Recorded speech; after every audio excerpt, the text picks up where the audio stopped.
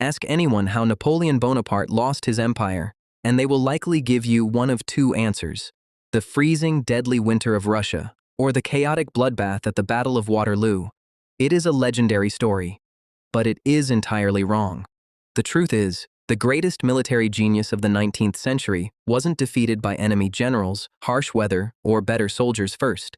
He was defeated by a massive, catastrophic misunderstanding of money. Long before the first musket fired at Waterloo, Napoleon had already signed his own death warrant through a series of disastrous economic choices. Picture Europe in the year 1810. Napoleon is at the absolute peak of his power. He has conquered, intimidated, or allied with almost every major nation on the continent. To the people of Europe, he looks completely unstoppable. He redraws borders with the stroke of a pen. Kings bow to him. But beneath the surface of this magnificent, sprawling empire, a massive financial earthquake is brewing, and it all stems from one stubborn island sitting just across the English Channel. Britain was the one enemy Napoleon simply could not crush. They had the Royal Navy, a massive wall of wooden ships that made a French invasion impossible. Since Napoleon couldn't sail his troops across the water to destroy Britain's army, he decided to do something far more devastating. He was going to destroy their bank accounts. At this time, Britain was the financial engine of the world. Imagine a small town where one person owns the only factory, the only bank, and all the delivery trucks.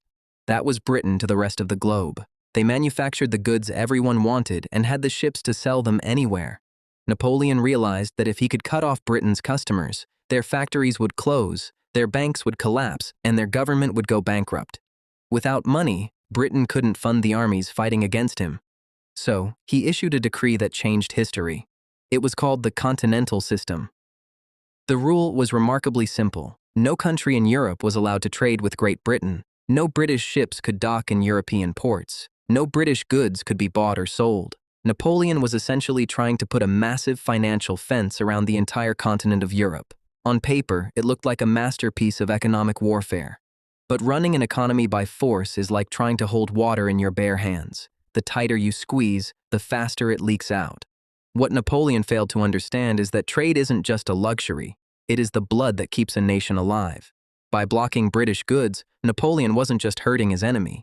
He was accidentally suffocating his own empire. The people of Europe quickly realized that blocking British trade meant losing the things they used every single day. Suddenly, there was no coffee, there was no sugar. Cotton to make clothes became incredibly expensive. Imagine your government suddenly banning smartphones, computers, and the internet just to punish a foreign country. The public wouldn't just sit back and accept it. They would find a way to get what they needed, no matter what the law said. Almost overnight, the Continental System created the largest black market in history. Smugglers became incredibly rich. Ships would fly fake flags, dock in hidden coves in the dead of night, and unload thousands of tons of illegal British goods. The corruption reached the very highest levels of power. Even Napoleon's own brother Louis, who had been made the King of Holland, refused to enforce the blockade because it was destroying the Dutch economy. When local businesses are starving, loyalty to an emperor suddenly takes a back seat to survival. The most embarrassing part of this entire economic war was how much France itself still needed British products. In a twist of supreme irony, when Napoleon's army marched into freezing climates, many of his soldiers were wearing heavy winter coats and sturdy shoes manufactured in Britain. Napoleon literally had to secretly authorize the purchase of British goods to keep his own military functioning. He was directly funding his enemy just to keep his army alive. Meanwhile, Britain simply pivoted. When Europe closed its doors, British merchants just sailed their ships to the Americas and Asia. They found new customers, but France was trapped. The cost of enforcing this gigantic embargo was draining the French treasury at an alarming rate. To stop the smuggling, Napoleon had to deploy thousands of customs officers and soldiers across thousands of miles of coastline.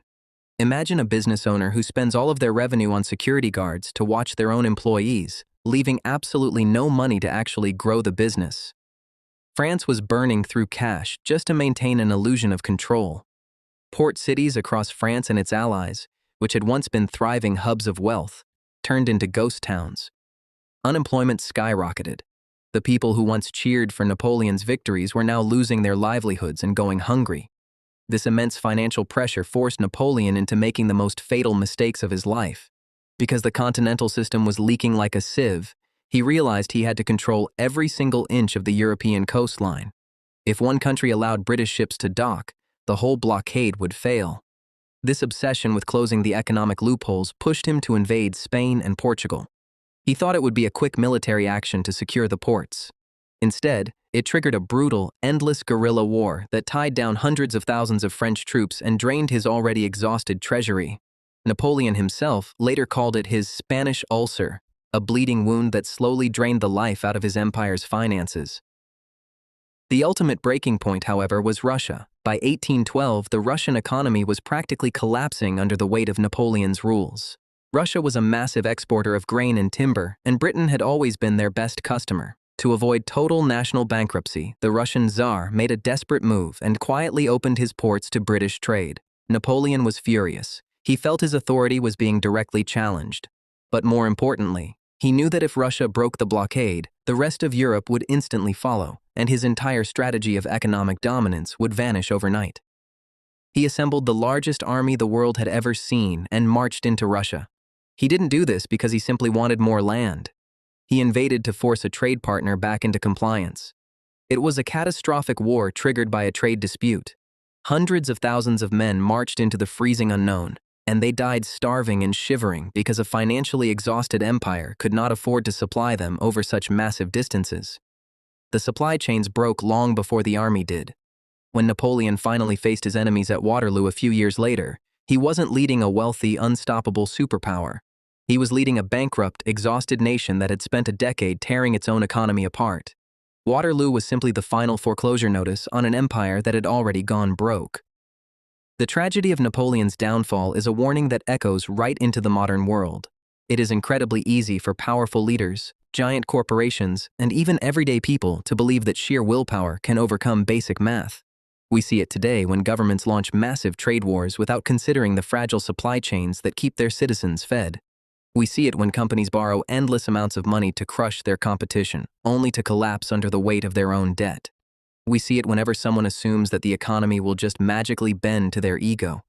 You can have the greatest armies, the boldest ideas, and the most brilliant strategies, but if you fight a war against economic reality, reality will win every single time.